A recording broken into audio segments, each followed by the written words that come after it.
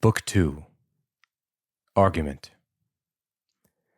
Jove calls a vision up from Somnus' den to bid Atrides master up.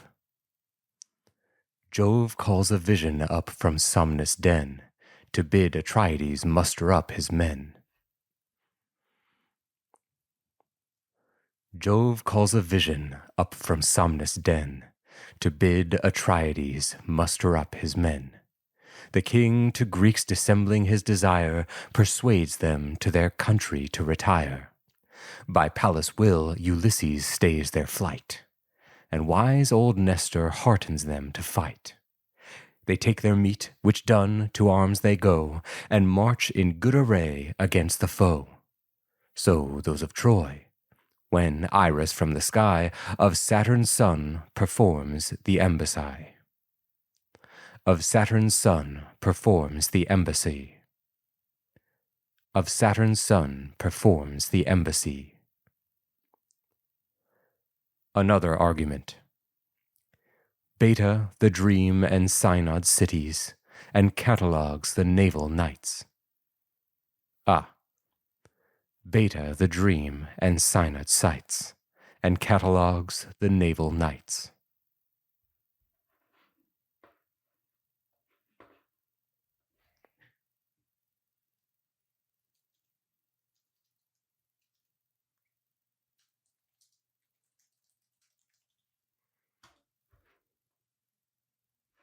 Synod. Beta the dream and synod sites, and catalogues the naval nights.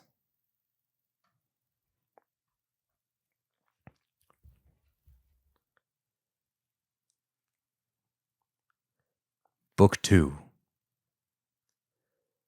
The other gods and knights at arms all night slept. Only Jove, sweet slumber sleep. Only Jove, sweet slumber sleep. Only Jove, sweet slumber sees not. He discoursed how best he might approve his vow made for Achilles' grace, and make the Grecians find his much, and make the Grecians find his miss in much death. All ways cast this counsel served. All ways cast this counsel served his mind with most allowance, to dispatch a harmful dream to greet the king of men, and gave this charge: Go to the Argive fleet.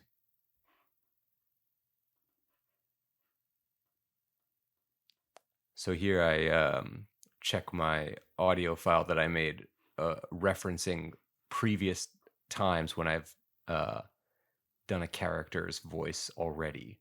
So this, we already had Jupiter speak in the previous book, so I'm checking what I already did for him.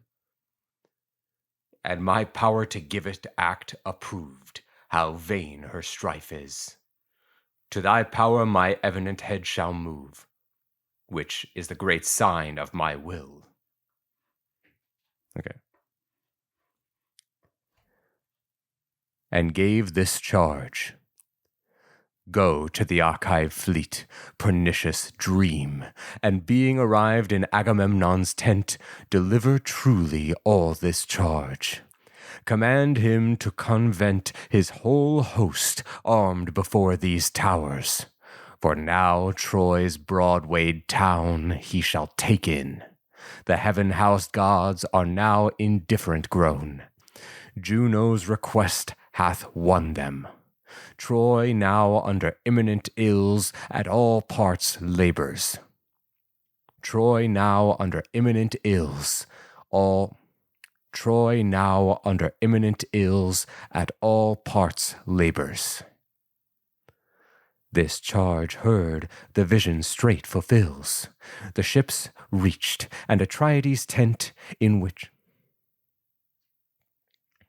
fulfills. The ships reached, and Atrides' tent, in which he found him laid, divine sleep poured about his powers. Divine sleep poured about his powers. He stood above his head, like Nestor, graced of old men most, and this did intimate: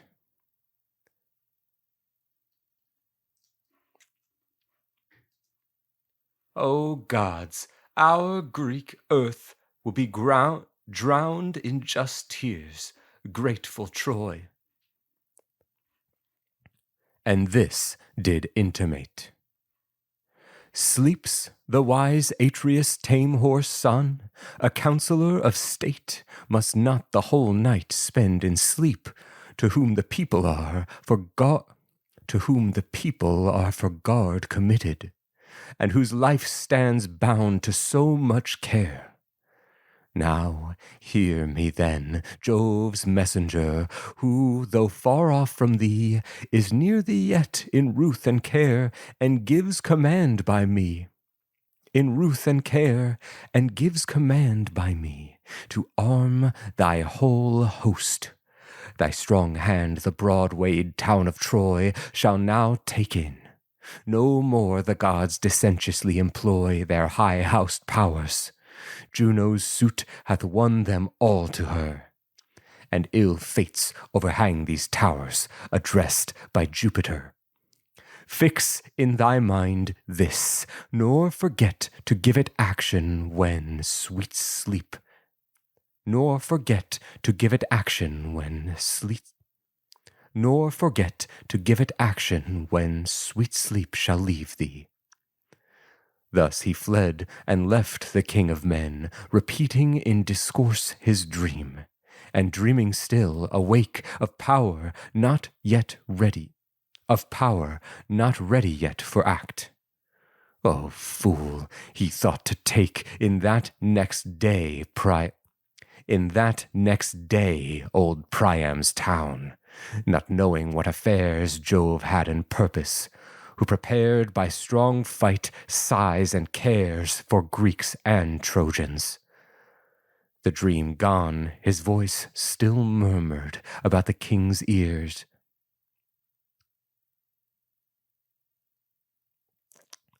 The dream gone, his voice still murmured about the king's ears, for Greeks and Trojans.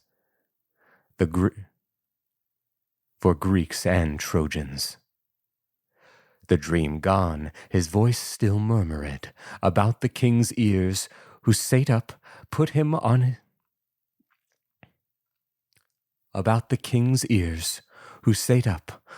him in his bed his silken inner weed, fair, new, and then in haste arose, cast on his ample mantle, tied to his soft feet fair shoes. His silver-hilted sword he hung about his shoulders, took his father's sceptre never stained, which then abroad he shook, and went to fleet. And now great heaven goddess Aurora scaled, to Jove and all the gods bringing light, when Agamemnon called his heralds, charging them aloud to call to instant court the thick-haired Greeks. The heralds called, the Greeks made quick resort. The council chiefly he composed of old great-minded men, at Nestor's ships, the Pylian king. All there of old great-minded men, at Nestor's ships, the Pylian king. All there assembled then, thus Atreus' son began the court. So I have a note here of Agamemnon angry, which I only have instances where he was angry in previous recordings, so I'm going to have to do a non-angry version of him for this. Dotard, avoid our fleet, where lingering be not found by me, nor thy returning feet let ever visit us again. Then thus Atreus' son began the court. Hear, friends, a dream divine. Hear, friends, a dream divine.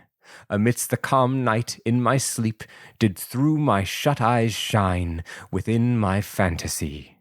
His form did passing naturally resemble Nestor. Such attire, a stature just as high, he stood above my head, and words thus fashioned did relate. Sleeps the one... I hit something there.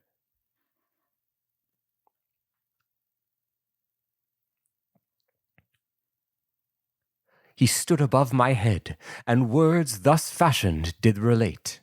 Oh, I should make a note of this, actually, because this is technically a new voice in which it is non-angry Agamemnon.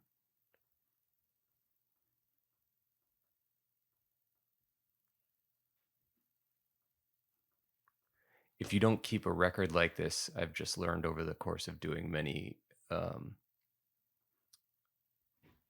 audiobooks, you'll never keep track of all the voices. So this is 13. Let's call this 1315.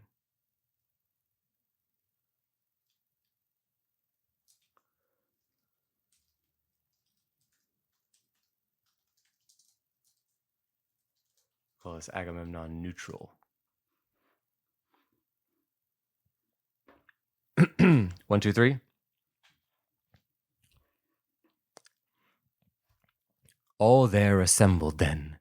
Thus Atreus' son began the court. Hear, friends, a dream divine. Amidst the calm night in my sleep did through my shut eyes shine within my fantasy. His form did passing naturally resemble Nestor. Such attire, a stature just as high. He stood above my head, and words thus fashioned did relate. Sleeps the wise Atreus, tame horse son, a counselor of state, must not the whole night spend in sleep, to whom the people are for guard committed, and whose life stands bound to so much care. Now hear me then, Jove's messenger, who through far off though far off from thee, is near thee yet in love and care, and gives command by me to arm thy whole host. Thy strong hand the broad-wayed town of Troy shall now take in. No more the gods dissentiously employ their high-housed powers. Saturnia's suit hath won them all to her, and ill fates overhang these towers, addressed by Jupiter. Fix in thy mind this. This expressed, he took wing and away, and sweet sleep left me.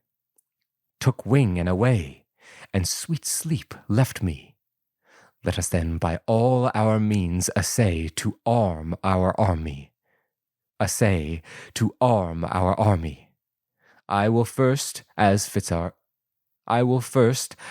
as fits our right, try their addictions, and command with full-sailed ships our flight, which if they yield to oppose you.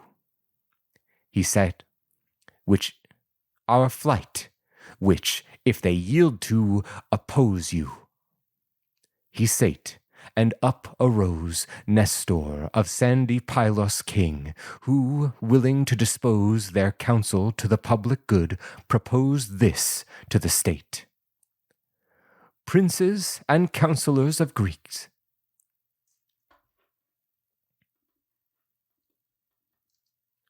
O gods, our Greek earth, proposed this to the state. Princes and counselors of Greece, if any should relate this vision but the king himself, it might be held a tale, and move the rather our retreat. But since our general affirms he saw it, hold it true, and all our best means make to arm our army. This speech used, he first the council brake. The other scepter-bearing states arose too, and obeyed the people's rector. Being abroad, the earth was overlaid with flockers to them, that came forth as when of frequent bees swarms rise out of a hollow rock, repairing the degrees of their aggression endlessly, with ever rising new from forth their sweet nest. as their store, still as it faded, grew, and never would cease sending forth her clusters to the spring, and never would cease sending forth her clusters to the spring. Still as it faded, grew. They still from forth their sweet nest, as their store, still as it faded, grew, and never would cease sending forth her clusters to the spring. They still crowded out so. This flock here, that there, belaboring the loaded flowers. This flock here, that there, belaboring the loaded flowers. So from the ships and tents the army's store trooped to these princes, and the court along the unmeasured shore, amongst whom Jove's ambassadress, fame in her virtues shined. Trooped to these princes, and the court along the unmeasured shore, amongst whom Jove's ambassadress, fame in her virtues shined, exciting greediness to hear. The rabble thus inclined hurried together. Uproar seized the high court. Earth did groan beneath the settling multitude. Tumult was there alone. Thrice 3 vociferous heralds rose to check the rout and get ear to their Jove-kept governors, and instantly was set the huge confession. Every man was set fast, the clamor. The huge confession. Thrice 3 tumult was there. Beneath the settling multitude, tumult was there alone. Thrice 3 vociferous heralds rose to check the rout and get ear to their Jove-kept governors, and instantly was set the huge confusion. Every man set fast, the clamor ceased. Every man set fast, the clamor ceased. Then stood Then stood divine Atrides up, and in his hand compressed his scepter, the elaborate work of fiery Mulciber. Gotta take a drink of water here.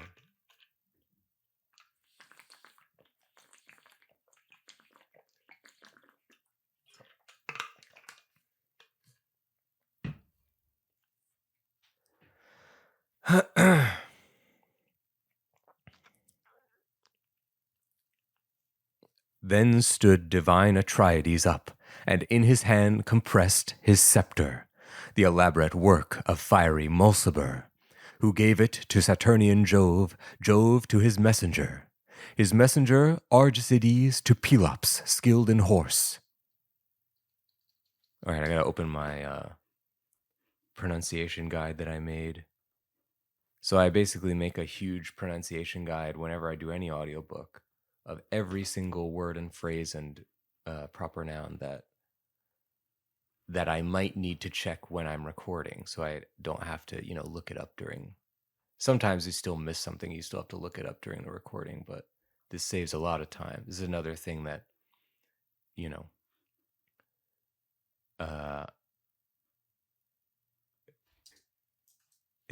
just learn from experience.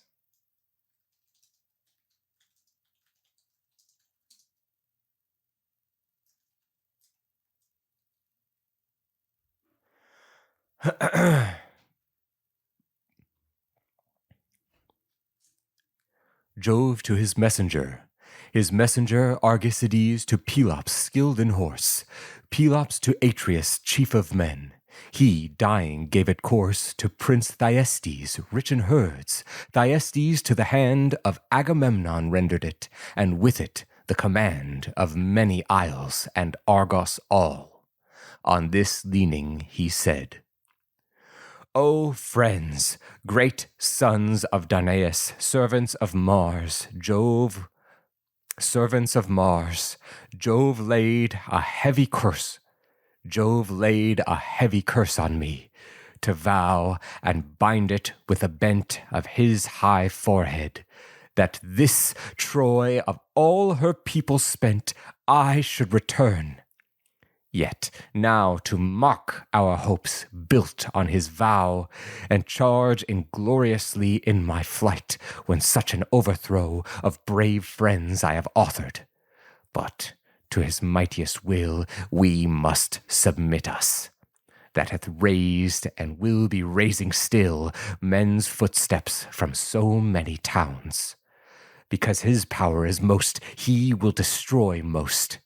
But how vile such and so great an host will show to future times, that, matched with lesser numbers far, we fly, not putting on the crown of our so long held war, of which there appears no end.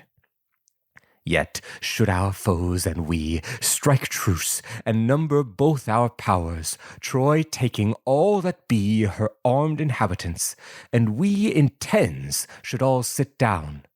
At our truce banquet, every 10 allowed one of the town to fill his feast cup. Many 10s would their attendant want.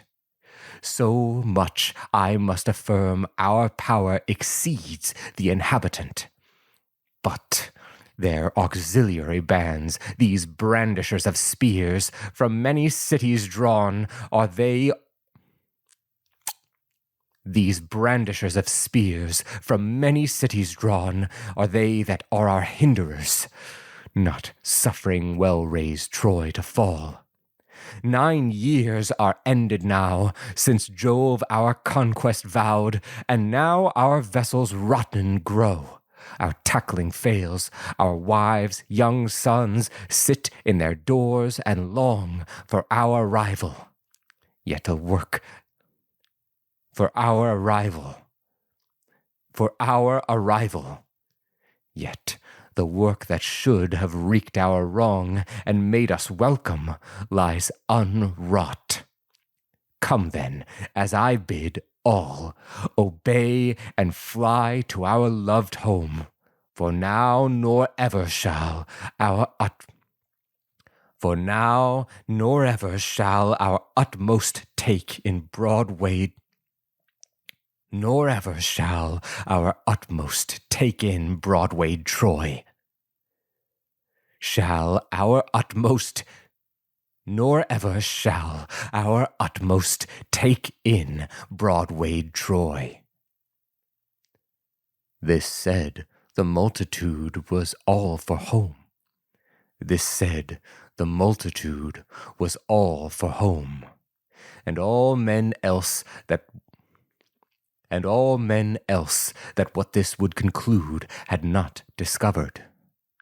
All the crowd was shoved about the shore, in sway, like rude and raging waves, roused with the fervent blore of the east and south winds, when they break from Jove's clouds and are borne on rough backs of the Icarian seas, or like a field of corn, high grown, that Zephyr's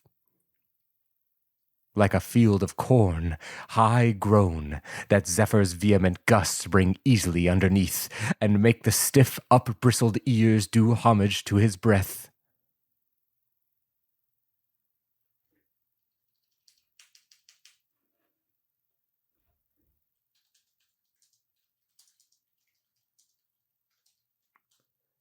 I always forget which version of homage versus homage you're supposed to do.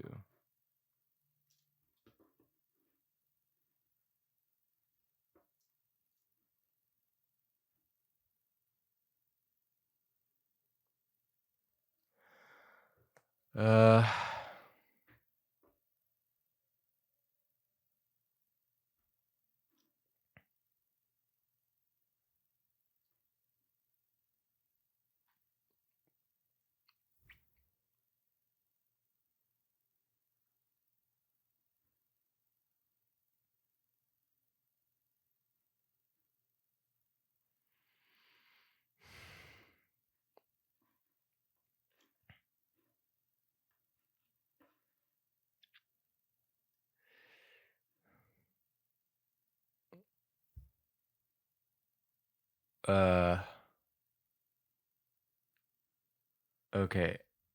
Homage is when it says they built a statue as an homage to the king. Homage is the citizens paid homage to the late king by bowing to his statue. Okay.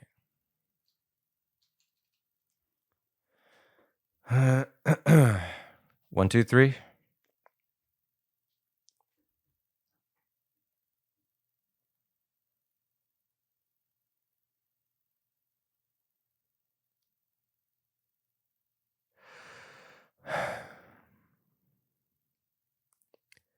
Vehement gusts bring easily underneath, and make the stiff up-bristled ears do homage to his breath.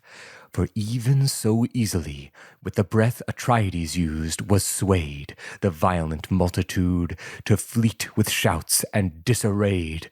All rushed, and with a fog of dust their rude feet dimmed the day. Each cried to other, "Cleanse our ships, come, launch aboard away!" "Cleanse our ships, come, launch aboard away!" The clamor of the runners home reached heaven, and then past fate the Greeks had left Troy, had not then the goddess of a And then past fate the Greeks had left Troy, had not then the goddess of a state thus spoke to Pallas. "O foul shame, thou untamed seed of Jove!" Let's check the Juno. "Who was that, thou craftiest?" All right, I pretty much had it. Goddess of a state thus spoke to Pallas. "O foul shame, thou untamed seed of Jove! Shall thus the sea's broad back be charged with these our friends remove? Thus leaving Argive Helen here, thus Priam graced, thus Troy, in whose fields far from their loved town, for Helen's sake, the joy and life of so much Grecian birth is vanished. Take thy way to our brass-armed people, speak them fair, let not a man obey the charge now given, nor launch one ship." She said, and Pallas did.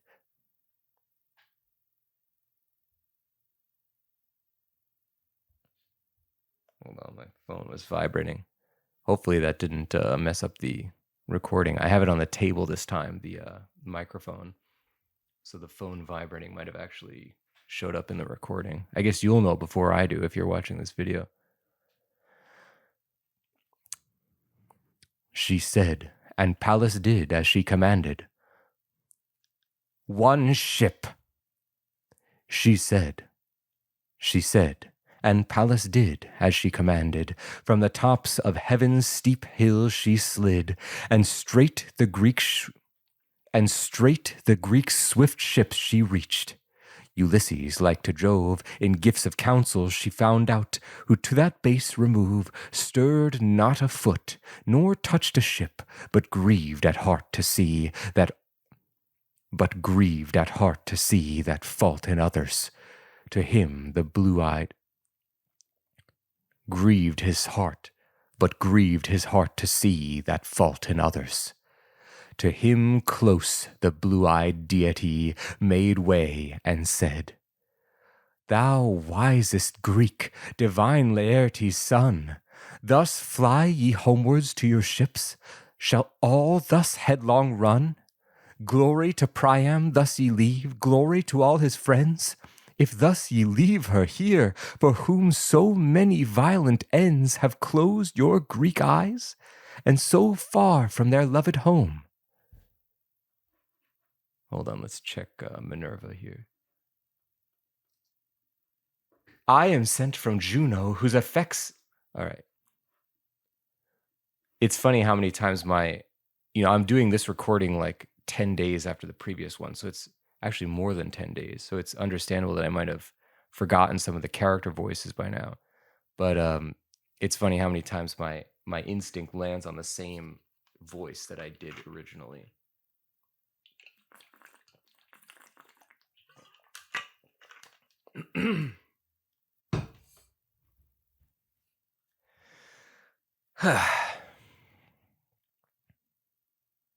One, two, three.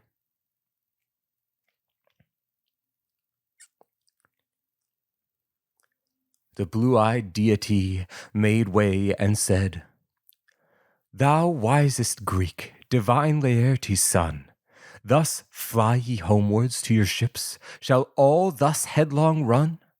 Glory to Priam, thus ye leave, glory to all his friends, if thus ye leave her here, for whom so many violent ends have closed your Greek eyes, and so far from their so loved home.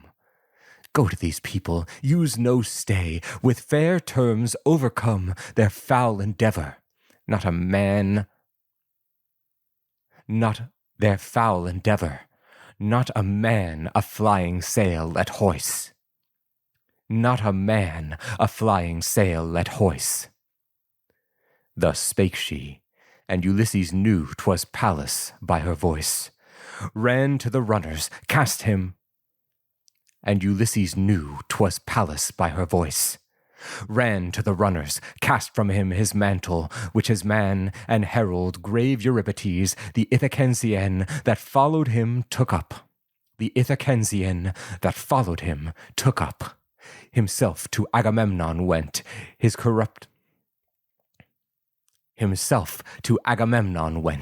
his incorrupted scepter took, his scepter of descent, and with it went about the fleet. What prince or man of name he found flight given, he would restrain with words of gentlest blame. Good sir, it fits not you to fly, nor fare as... Excuse me. Let's see here, Ulysses' voice, probably a good chance. Chryses, the mighty king of men, great Agamemnon sends. He would restrain with words of gentlest blame. Good sir, it fits not you to fly or fare as one afraid. You should not only stay yourself, but see the people stayed. You know not clearly, though you heard the king's words, yet his mind, he tries, yet his mind. You know not clearly, though you heard the king's words, yet his mind. He only tries the men's spirits now. He only tries men's spirits now, and whom his trials find apt to this course he will chastise. Nor you nor I heard all he spake in council, nor durst press too near our general, lest we incensed him to our hurt. The anger of a king is mighty, he is kept out of Jove. He is kept of Jove, and from Jove likewise spring his honors, which out of the love of wise Jove he enjoys.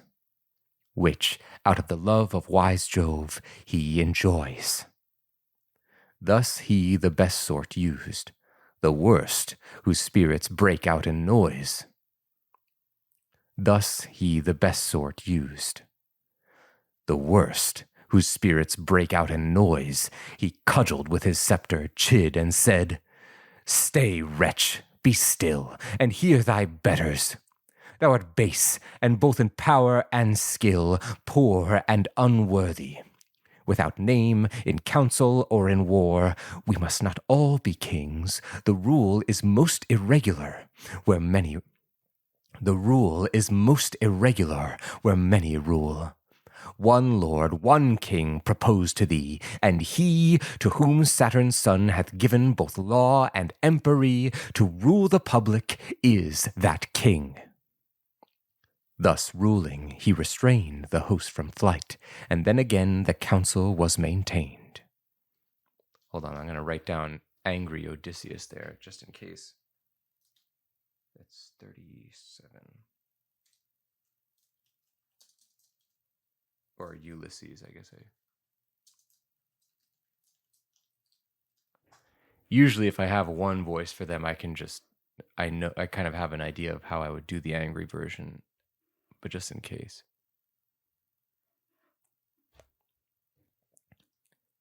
Is that king? Thus ruling, he restrained the host from flight, and then again, Thus ruling, he restrained the host from flight. Thus ruling, he restrained Thus ruling, he restrained the host from flight. And then again the council was maintained. With such a concourse, the council was maintained, with such a concourse that the shore rung with the tumult made, as when the far resounding sea doth in its rage invade his sandy confines, whose sides groan with his involved wave, and make his own breast echoes sighs, all sate and audience gave. Thersites only would speak all, a most disordered store of words he foolishly poured out, of which his mind held more than it could manage. Anything with which he could procure laughter, yet never could contain. He should have yet been sure to touch no kings. To oppose their states becomes not jesters' parts. But he, the filthiest fellow of all, was of all that had deserts in Troy's brave siege. Jesters' parts. But he, the filthiest fellow, was of all that had deserts in Troy's brave siege. He was squint-eyed and lame of either foot, so crook-backed that he had no breast, sharp-headed, where did shoot here and there spursed thin mossy hair.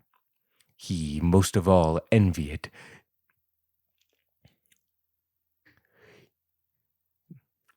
had no breast, sharp-headed, where did shoot here and there spursed thin mossy hair.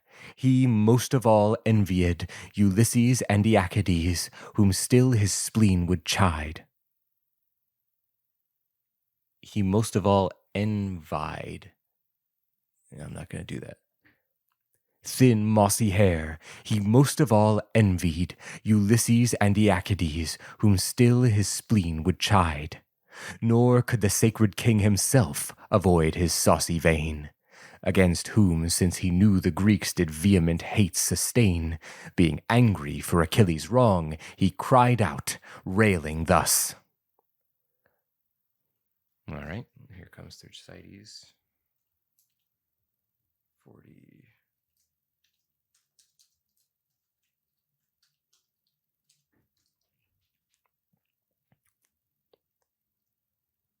For Achilles' wrong, he cried out, railing thus.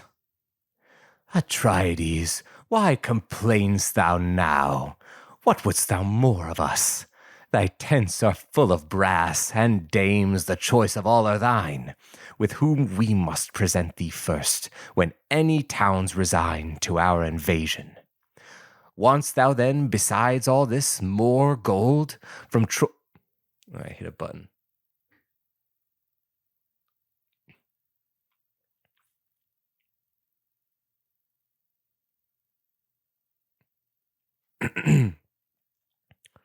Towns resign to our invasion. Want'st thou then more to our invasion? Want'st thou then, besides all this, more gold from Troy's knights to redeem their sons, to whom be dearly sold? From Troy's knights to redeem their sons, whom to be dearly sold, I or some other Greek must take? Or wouldst thou yet again force from some other lord his prize to soothe the lusts that reign in thy encroaching appetite? It fits no prince to be a prince of ill and govern us or lead our progeny by rape to ruin. O base Greeks, deserving infamy and ills eternal, Greekish girls, not Greeks are ye. Come, flee home with our ships, leave this man here to perish with his praise, and if we try... And leave this man here to perish with his praise, and try if we helped... With his praise, and try if we helped him or not. He wronged a man that weighs far more than himself in... He wronged a man that weighs far more than he himself in worth. He forced from Thetis' son, and keeps his prize still. Nor think I that mighty man hath won the style of wrathful worthily. and keeps his prize still. Nor think I that mighty man hath won the style of wrathful worthily. He's soft, he's too remiss, or else, Atrides, this had been thy last of injuries. Thus he the people's pastor chid, but straight stood up to him divine Ulysses, who, with looks exceeding grave and grim, this bitter check gave. Cease, vain fool, to vent thy railing vein. I'm going to check Ulysses again. Crises. All right, so this should be an even angrier Ulysses than before. Exceeding grave and grim, this bitter check gave. Cease, vain fool, to vent thy railing vein on kings thus, though it serve thee well, nor think thou canst restrain with that thy railing faculty their wills in least degree. For not a worse of all this host came with our king than thee to Troy's great siege. Then do not take into that mouth of thine the names of kings, much less revile the dignities that shine in their supreme states, resting thus this motion for our home to soothe thy cowardice, since ourselves yet know not what will come of these designments, if it be our good to stay or go. Nor is it that thou standest on our revilest. Nor is it that thou standest on thou. Nor is it that thou standest on. Thou revilest our general so, only because he hath so much not given by such as thou, but our heroes. Therefore this thy rude vein makes me vow, which shall be curiously observed, if ever I shall hear this madness from thy mouth again, let not Ulysses bear this head. Nor be the father called of young Telemachus, if to thy nakedness I take and strip thee not, and thus whip thee to fleet from counsel. Send with sharp stripes weeping hence this glory thou affects to rail. This said, his insolence he settled with his scepter, struck his back and shoulders so that bloody wheals rose. He shrunk round, and from his eyes did flow moist tears. Wailed, shoulders so that bloody wails rose. He shrunk round, and from his eyes did flow moist tears, and looking filthily he sate, feared, smarted, dried his blubbered cheeks, and all the priests through moist tears, and looking filthily he sate, feared, smarted, dried his blubbered cheeks. Feared, smarted, dried his blubbered cheeks, and all the priests, though grieved to be denied their wished retreat for home, yet laughed delightsomely, and spake either to other, O gods, ye gods, how infinitely take Ulysses' virtues in our good, author of counsels great in ordering armies, how most well this act became his heat. Author of counsels great in ordering armies, how most well this act became his heat, to beat from counsel this rude fool. I think his saucy spirit hereafter will not let his tongue abuse the sovereign merit, except from such base tongues as his. Sovereign merit, exempt from such base tongues as his. Thus spake the people. Sovereign merit, exempt from such base tongues as his. Exempt from such base tongues as his. Thus spake the people.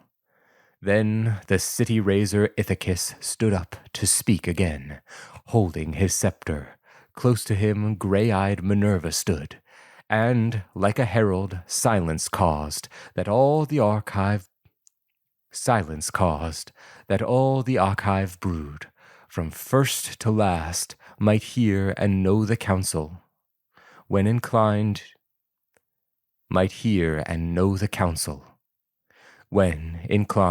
to all their good, Ulysses said, Atrides, now I find these men would render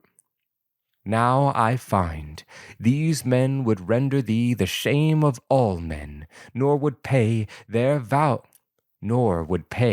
own vows to thee, when they took their free and honored way from Argos hither, that till Troy were by their brave hands razed.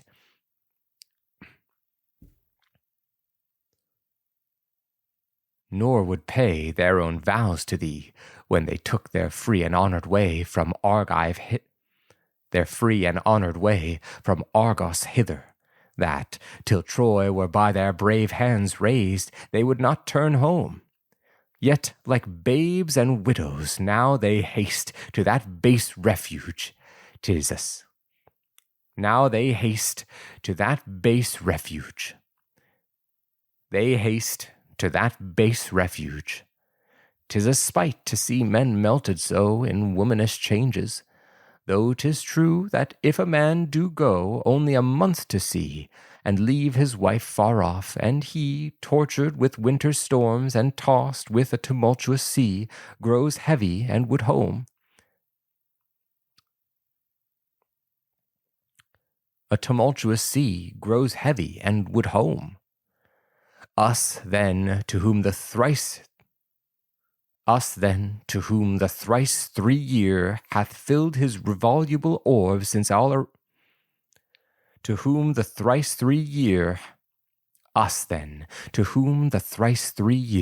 hath filled his revoluble orb since our arrival here, I blame not to wish home much more. Yet all this time to stay out of our judgments for our end, and now to take our way without it were absurd and vile. Sustain then, friends, abide the time set to our object. Try if Calchas prophesied true of the time or not. We know, yet ye can all witness. We know ye all can witness well, whom these late death-conferring fates have failed to send to hell, that when in Aulis all our fleet assembled with a freight of ills to Ilion and her friends beneath the fair-grown height of Platon.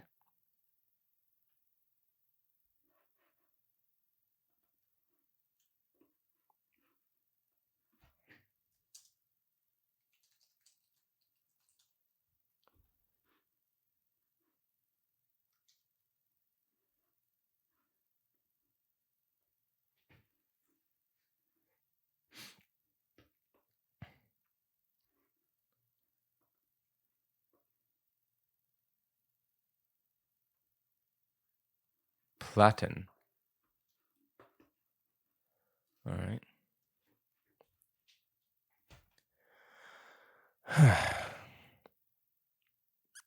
That when in Aulis all our fleet assembled with a freight of ills to Ilion and her friends, beneath the fair-grown height a Platon bore about a font whence crystal water flowed, and near our holy altar we upon the gods bestowed accomplished hecatombs. And there appeared a huge portent, a dragon with a bloody scale, horrid to sight, and sent to light by great Olympius, which crawling from beneath the altar to the Platon climbed, and ruthless crashed to death a sparrow's and ruthless crash to death a sparrow's young, in number 8, that in a top bough lay, hid under leaves, the dam the 9th, that hovered every way, mourning her loved birth, till at length the serpent, mourning her loved birth, till at length the serpent, watching her, her wing caught and devoured her too. This dragon, Jupiter, that brought him forth, turned to a stone, and made a powerful mien to stir our zeals up, that admired, when of a fact so clean, of all ill as our sacrifice, so fearful and ostent, should be the issue. Calchas then thus prophesied the event. Calchas then thus prophesied the event.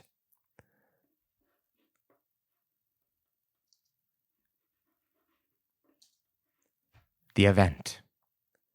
Why? Now I have to do Ulysses doing a Calchas impression. Jove's beloved, would thy charge see disclosed?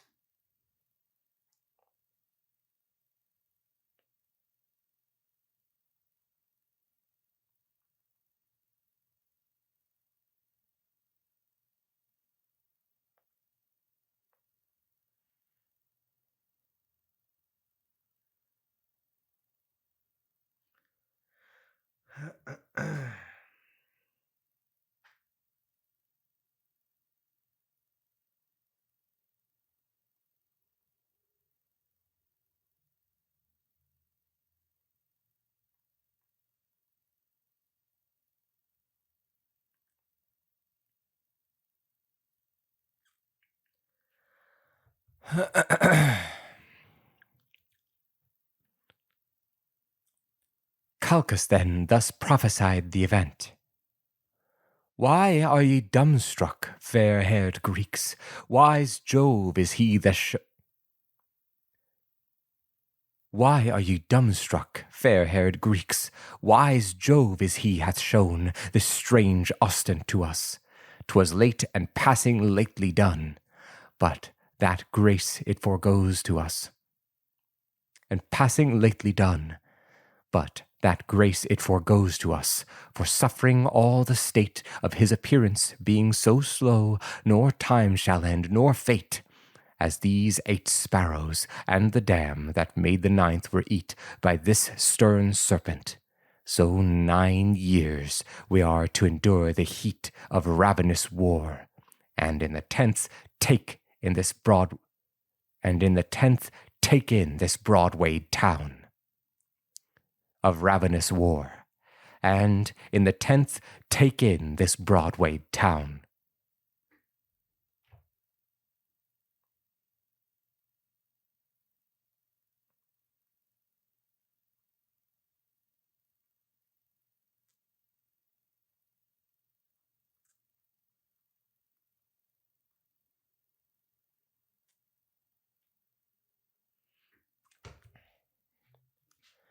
This Broadwayed town. Thus he interpreted this sign, and all things have their crown as he interpreted, till now.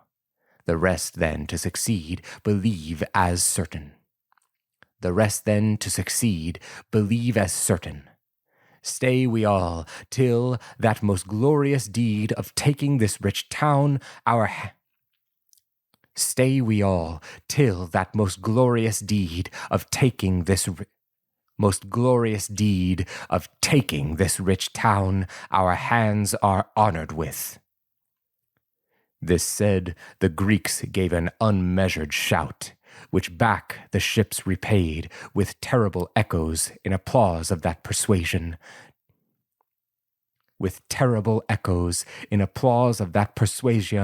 Divine Ulysses used, which yet held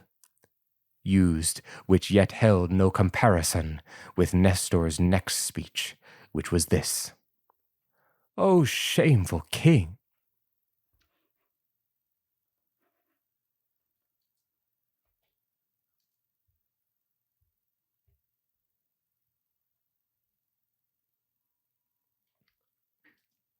our Greek earth will be drowned.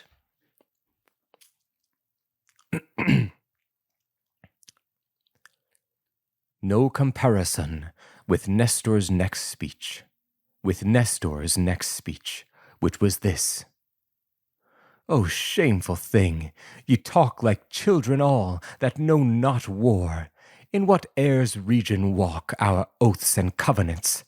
Now I see the fit respects of men are vanished quite. Our right hands given, our faiths, our counsels vain, our sacrifice with wine, all fled in that profaned flame we made to bind all. For thus still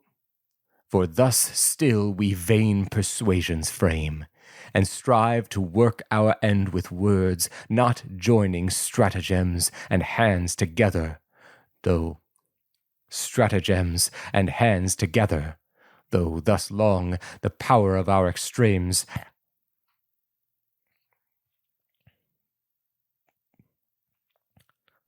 end with words, not joining stratagems and hands together, though thus long the power of our extremes have urged us to hurt them.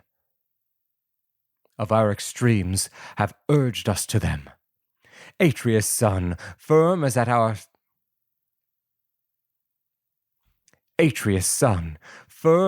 first hour stand, make good thy purpose, take no more in counsels, but command in active field. Let 2 or 3 that by themselves advise faint in their crowning. They are such as are not truly wise. They will for Argos, ere they know if that which Jove hath said. They will for Argos, ere they know if that which Jove hath said be true or false. I tell them all that high Jove bowed his head at first hath said be false or true. I tell them all that high Jove bowed his head, as first we went aboard our fleet, for sign we should confer these Trojans their due fate and death. Almighty Jupiter, all that day darting forth his flames in an unmeasured light on our right hands,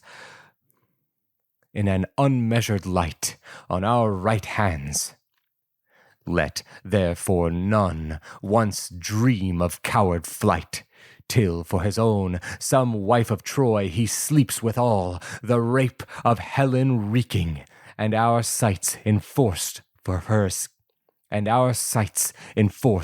escape. If any yet dare dote on home, let his dishonored haste his black and well-built bark but touch, that as he first disgraced his country's spirit, fate and death may first his spirit go, and death may first his spirit let go. But be thou wise, king, do not trust thyself, but others. No, I will not use an abject word. See all thy men arrayed in tribes and nations, that tribes may nations aid. Which doing, thou shalt know what chiefs, what soldiers play the men, and what the cowards. For they all will fight in several then, easy for note. And then shalt thou, if thou destroyest not Troy, know if the prophecies defect, or men thou dost employ in their approved arts want in war, or lack of that brave heat, fit for the venturous spirits of Greece was cause to thy defeat. To this the king of men replied, O father, all the sons of Greece thou conquerest in the strife of consultations. I would to Jove, Athenia, and Phoebus I could make of all but 10 such counselors, then instantly would shake King Priam's city. by our hands laid hold on King Priam's city, by our hands laid hold on and laid waste. But Jove hath ordered I should grieve, and to that end hath cast my life into debate's past end. Myself and Thetis' son, like girls in words fought for a girl, and I the offence begun. But if we ever talk as friends, Troy's thus deferred fall shall never vex us more 1 hour. Come then to victuals all, that strong Mars all may bring to field. Each man his lance's steel, see sharpened well, his shield well lined. Victuals all, that strong Mars all may bring to field. Each man his lance's steel, see sharpened well, his shield well lined, his horses meted well.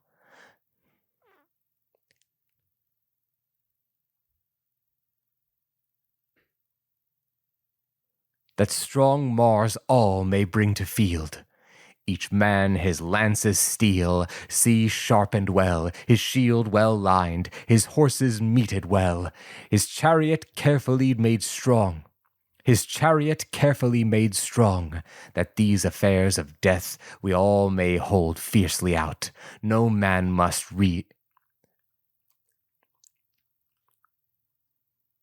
These affairs of death we all day may hold fiercely out. No man must rest or breathe. The bosoms of our targeteers must all be steeped in sweat. The lancer's arm must fall dissolved. Our chariot horse with heat must seem to melt.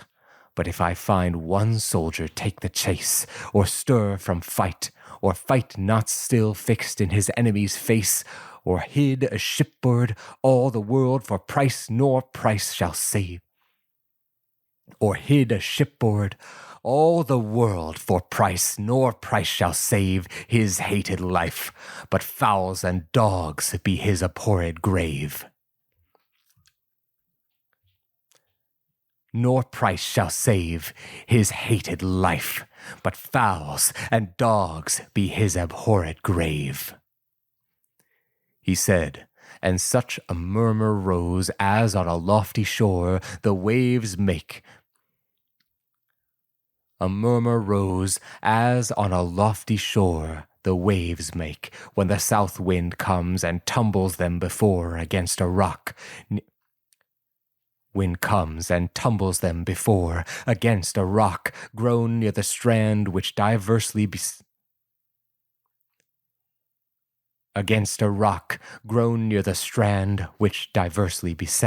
is never free, but here and there with varied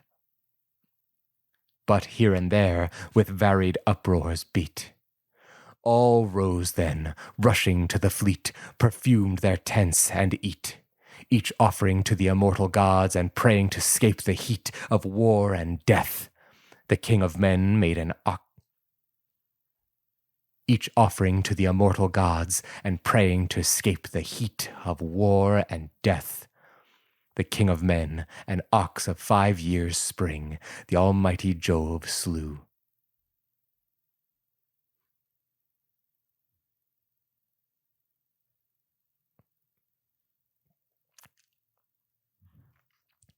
The King of Men, an ox of war and death. The King of Men, an ox of 5 years' spring, the almighty Jove slew, called the peers, first Nestor, then the king Idomeneus, after them the Ajaces, and the son of Idomeneus, after them the Ajaces, and the son of Tydeus, Ithacus the sixth, in council paragon to Jove himself. All these he bade, but at a martial cry, good Menelaus, since he saw his brother busily employed at that time, would not stand on invitation, but of himself came, since he saw, but of himself came.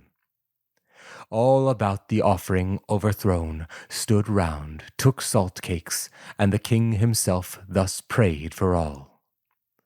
O Jove, most great, most glorious, that in that most glorious, all about the offering overthrown stood round, all about the offering overthrown stood round, took salt cakes, and the king himself thus prayed for all. O Jove, most great, most glorious, that in that starry hall sit'st drawing dark clouds up to air, let not the sun go down, darkness supplying it, till my hands the palace and the town of Priam overthrow and burn. The arms on Hector's breast, dividing, spoiling with my sword thousands in interest of his bad quarrel, laid by him in dust and eating earth. Laid by him in dust and eating earth. He prayed. Jove heard him not, but made more plentiful the birth of his sad toils, yet took his gifts. Of his sad toils, yet took his gifts. Prayers past, cakes on they threw, the ox then, prayers past, cakes on they threw. The ox then, to the altar drawn, they killed, and from him drew his hide, then cut him up, his thighs in two hewn, dubbed with fat, pricked on the sweetbreads. Dubbed with fat, pricked on the sweetbreads, and with wood leaveless and kindled at opposed fire, they burnt the thighs, which done, the inward slit, they broiled on coals and eat, the rest in gigots cut, they spit. I think I looked up that word last time.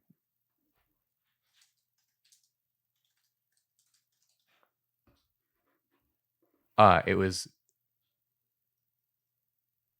giga. Gigo? What was it again?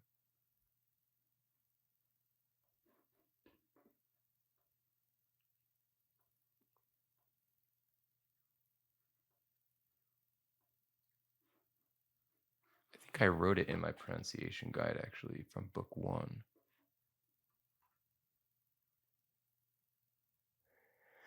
Gigo.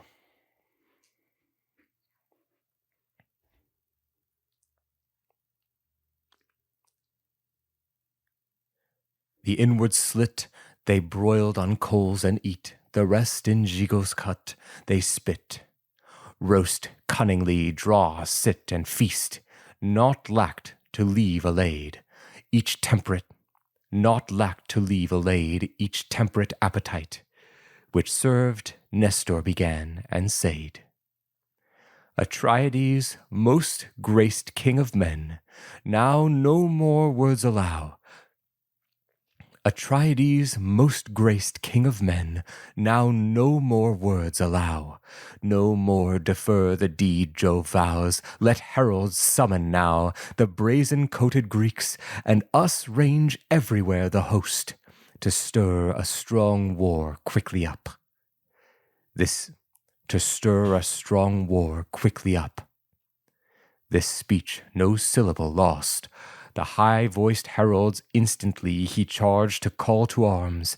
The curled-haired Greeks they called. The Greeks straight answered their alarms. The Jove kept kings about the king all gathered with their aid, ranged all in tribes and nations, with them, in nations.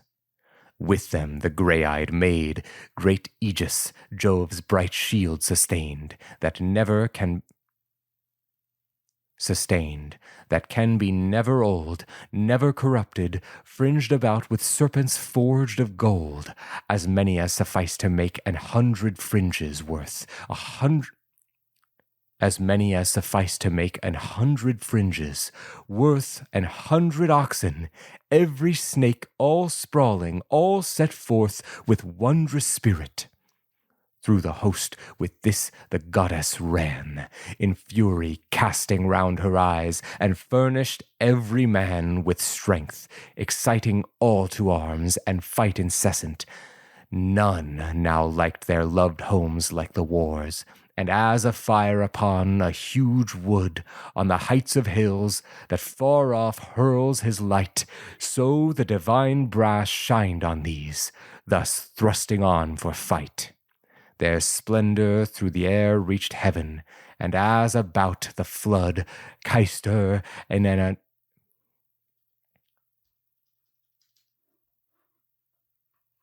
Caister? Caister.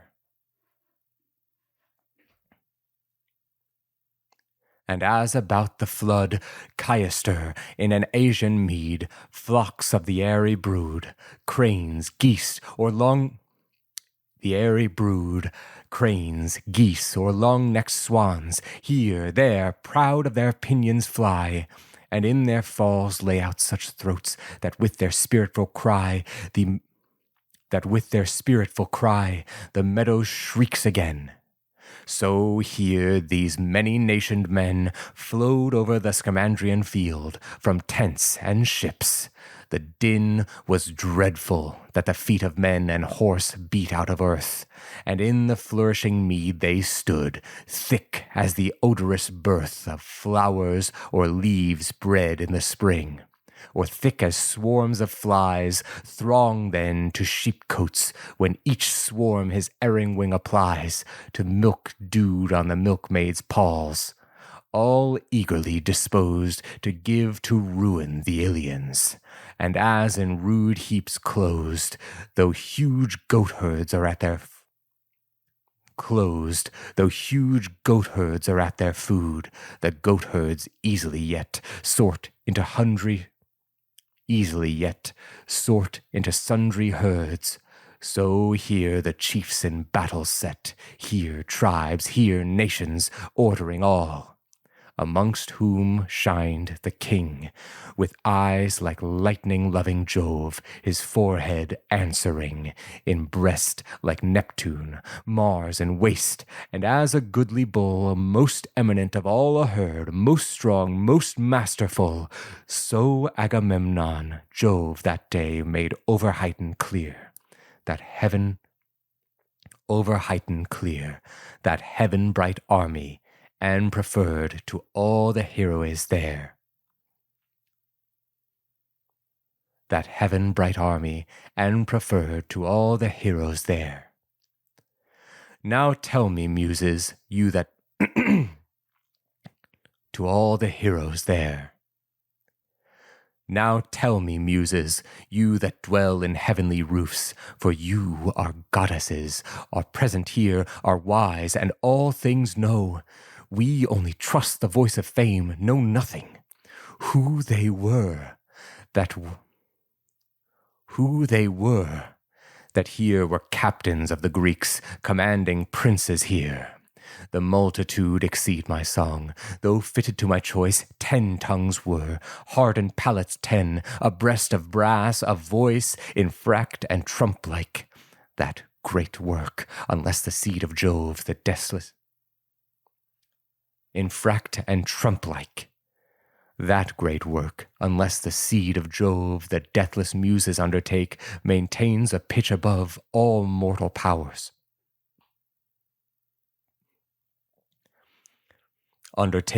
Maintains a pitch above all mortal powers. The princes then, and navy that did bring a pitch above all the deathless muses undertake, maintains a pitch above all mortal powers. The princes then, and navy that did bring these so innumerable troops, and all their soils I sing. the navy that did bring, the princes then, and navy that did bring, these so innumerable troops, and all their soils I sing.